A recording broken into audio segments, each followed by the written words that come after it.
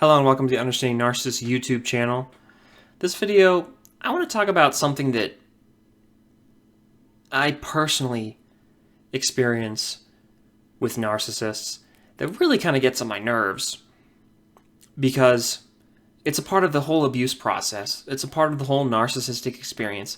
But I get awfully tired of it because with every narcissist you come across, it's the same thing.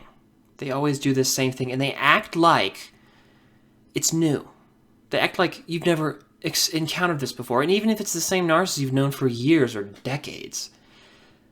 And it's that somehow it's fundamental. It's the emotional question.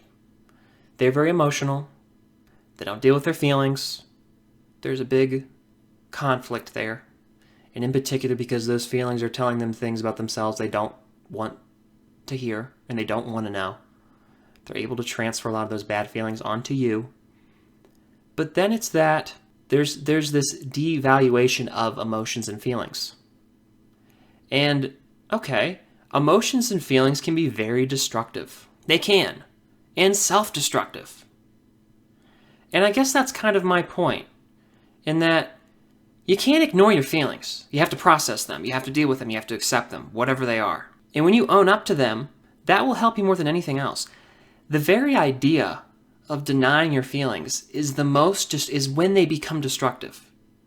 That's when you see all kinds of behaviors, and I'm not a psychological expert. I'm not going to sit here and talk about celebrities and their problems and other personality disorders and their problems in diagnosing people. But when it comes to narcissists, their very problem, one of the great ironies, a sick irony, a cosmic irony almost, is that their very problem is because of the emotional censorship.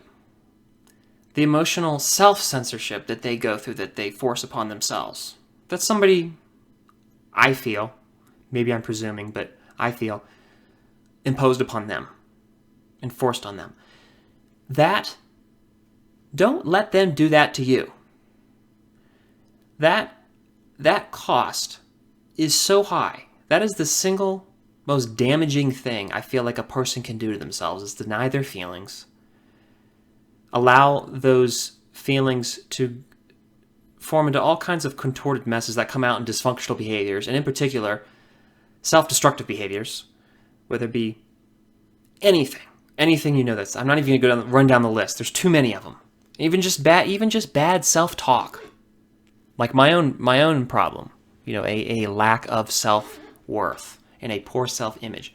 Things like that you're definitely going to feel around a narcissist because they're going to, if you're not aware of it, they're going to successfully transfer onto you, at least early on. It's just going to happen. You're going to feel that.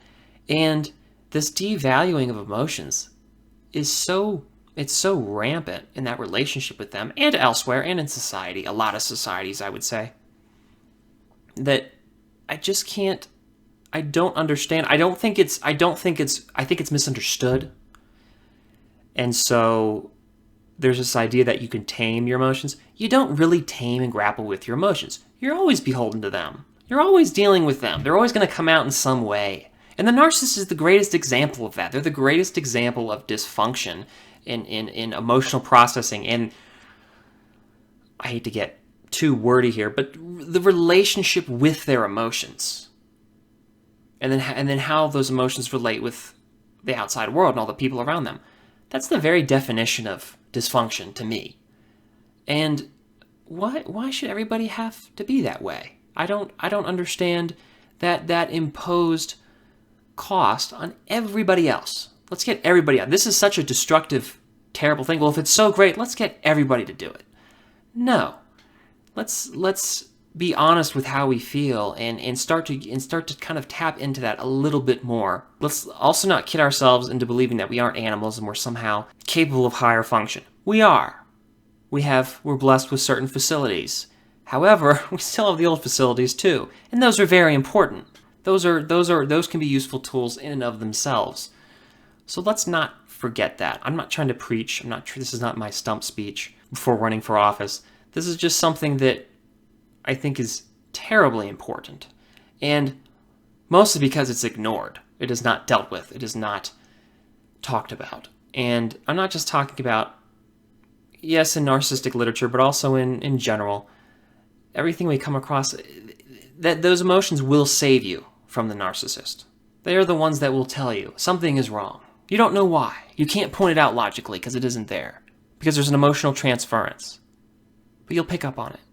You'll feel it immediately. You'll feel the atmosphere. That will save you.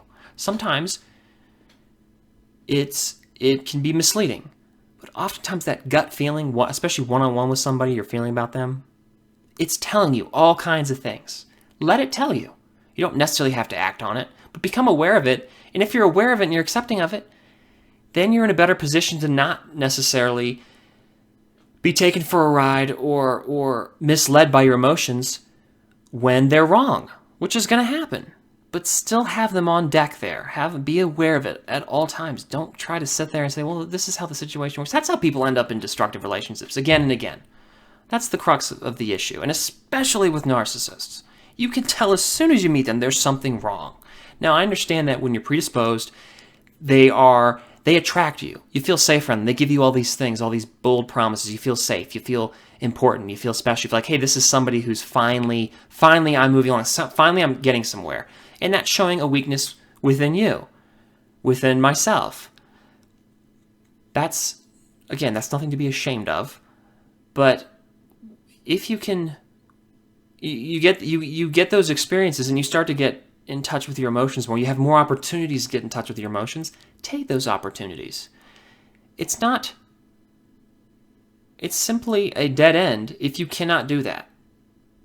You have to know how you feel. You have to know how you're relating to people. You have to know how other people make you feel. So important. And there's a lot of crucial information. Maybe it's mostly primal, but a lot of crucial information that can really save your life in the long term. And I hope that wasn't too confusing of a bit of a rant. I guess that was a rant for me. But it's just tremendously useful, and never forget that never disregard your feelings just because other people do it and they think they're better because they do. Never do it. They aren't. They're being governed by it. And if anything, they're disregarding their emotions because there's a bunch of they feel things they don't want to deal with.